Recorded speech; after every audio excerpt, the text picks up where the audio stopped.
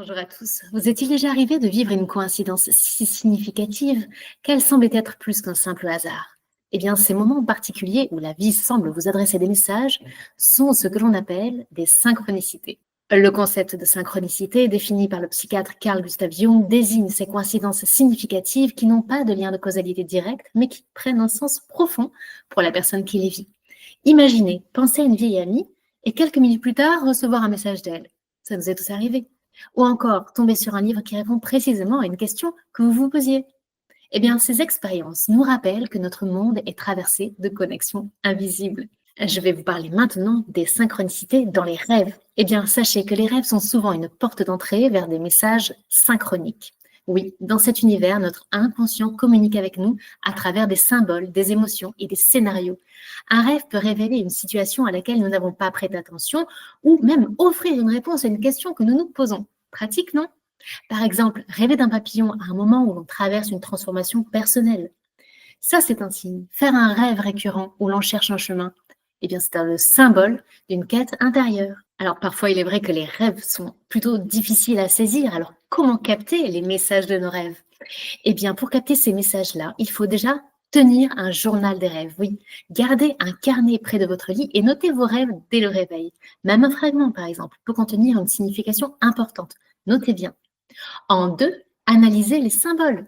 Les images et les événements récurrents dans vos rêves sont des indices.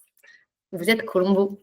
Demandez-vous ce qu'ils évoquent émotionnellement et ce, dans votre vie actuelle, par exemple. En trois, soyez attentif aux émotions. Ce que vous ressentez dans le rêve est souvent une clé pour comprendre son message.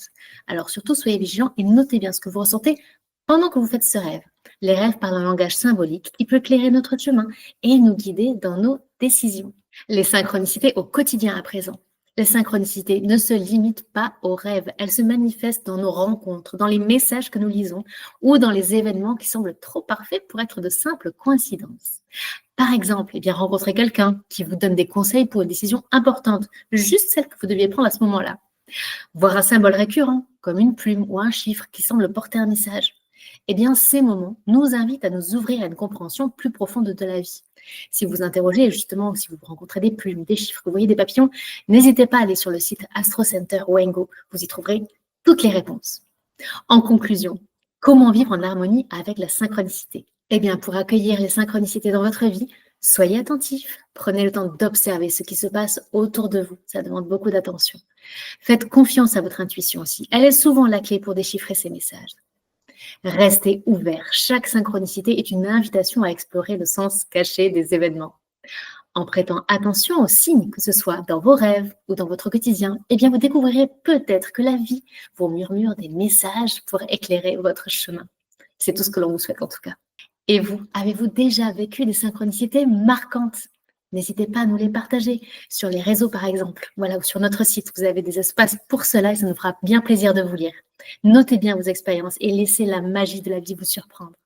Merci de nous avoir regardés et à très bientôt pour décrypter un prochain sujet.